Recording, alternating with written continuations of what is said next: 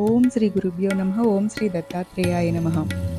హైదరాబాద్ నుండి ప్రారంభమైన మా దివ్య యాత్ర మాహూర్గఢ్ ఆశీస్సులతో కారంజలాడ్, షేగాం, షిరిడి, పర్లి, తుల్జాపూర్ వరకు సాగిన ఒక పవిత్రమైన ఆధ్యాత్మికత ప్రయాణము. 5 గంటలకు హైదరాబాద్ నుండి బయలుదేరి మా మొదటి గమ్యం మాహూర్గఢ్ చేరుకున్నాము. మాహూర్గఢ్ ఒక అందమైన కొండ ప్రాంతము. అక్కడ 3 కొండలపై 3 ప్రధాన దేవాలయాలు ఉన్నాయి. మొదటిగా మేము దత్త శిఖరానికి వెళ్ళాము. ఇది శ్రీ గురు దత్తాత్రేయ స్వామి వారి జన్మస్థలము. దత్తాత్రేయుడు అత్రి మహర్షి అనసూయ మాతకు జన్మించారు. బ్రహ్మ, విష్ణు, మహేశ్వరులు అనసూయ అమ్మవారి పాతివ్రత్య శక్తిని పరీక్షించడానికి వచ్చినప్పుడు ఆమె తన మహిమతో వారిని చిన్నపిల్లలుగా మార్చింది. తరువాత వారి ఆశీర్వాదంతో త్రిమూర్తుల అంశలతో దత్తాత్రేయులు వారు జన్మించారు. అందుకే ఆయనను త్రిమూర్తి స్వరూపుడుగా భావిస్తారు. దత్త శిఖరానికి కారులోనే పై వరకు వెళ్లే సౌకర్యం ఉంది. అక్కడ చేరుకున్నాక చాలా పవిత్రమైన దివ్యమైన వాతావరణం అనిపిస్తుంది. గురుకృప మనసుకు సృష్టంగా అనుభూతినవుతుంది. అక్కడ ఉన్న దత్తాత్రేయ స్వామి వారి విగ్రహం చిన్న బాలుడి రూపంలో చాలా అందంగా ఉంటుంది. తరువాత మేము 2వ కొండపై ఉన్న అనసూయమాత ఆలయానికి వెళ్ళాము. ఆమె మహాపతివ్రత, త్రిమూర్తులను తన కుమారులుగా పొందిన మహనీయురాలు. అనసూయమాత శిఖరానికి చేరుకోవడానికి 167 మెట్లు ఎక్కాలి.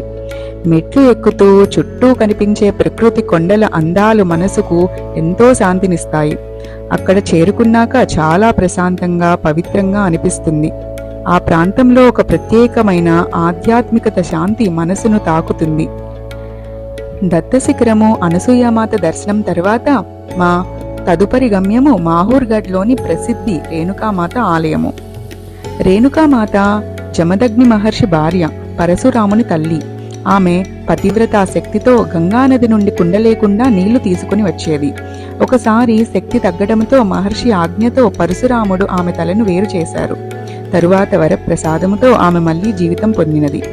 అప్పటి నుండి రేణుకామాత శక్తి స్వరూపిణిగా భక్తులను కాపాడుతూనే ఉన్నదని విశ్వాసమున్నది.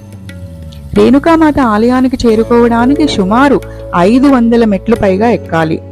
మెట్లు ఎక్కుతూ జై మాత అంటూ భక్తులు ఎంతో భక్తి శ్రద్ధలతో పైకి వెళ్తారు. ఎక్కలేని వారికి డోలీలు కూడా అందుబాటులో ఉంటాయి. అక్కడ ప్రత్యేకంగా పాన్ను అమ్మవారికి ప్రసాదంగా సమర్పిస్తారు. తరువాత అదే పాన్ను ప్రసాదంగా భక్తులకు ఇస్తారు. ఇది అక్కడ ప్రత్యేకత. తరువాత మేము ఏకవీరాదేవి టెంపుల్కి వెళ్ళాము. ఈ ఆలయము అష్టాదశ శక్తి పీఠాలలో ఒకటిగా భావిస్తారు. కథా ప్రకారము సతీదేవి దేహం భూమిపై విభజించినప్పుడు ఆమె అవయవాలలో ఒక భాగము ఇక్కడ పడిందని చెబుతారు. అందుకే ఈ స్థలము శక్తిపీఠంగా ప్రసిద్ధి చెందింది. ఇక్కడ అమ్మవారి దర్శనం ఎంతో శక్తివంతముగా భక్తులకు ధైర్యాన్ని ఇచ్చేలాగా ఉంటుంది. ఇలా మాహూర్గఢ్లోని మా దివ్యమైన యాత్ర ముగిసింది. అక్కడి పవిత్రత, కొండల మధ్య ఉన్న ఆధ్యాత్మిక వాతావరణము మనసులో ముద్ర వేసింది. తరువాత మేము మా తదుపరి గమ్యము కారంజలాడ్ వైపు ప్రయాణం ప్రారంభించాము. జయ గురుదత్త.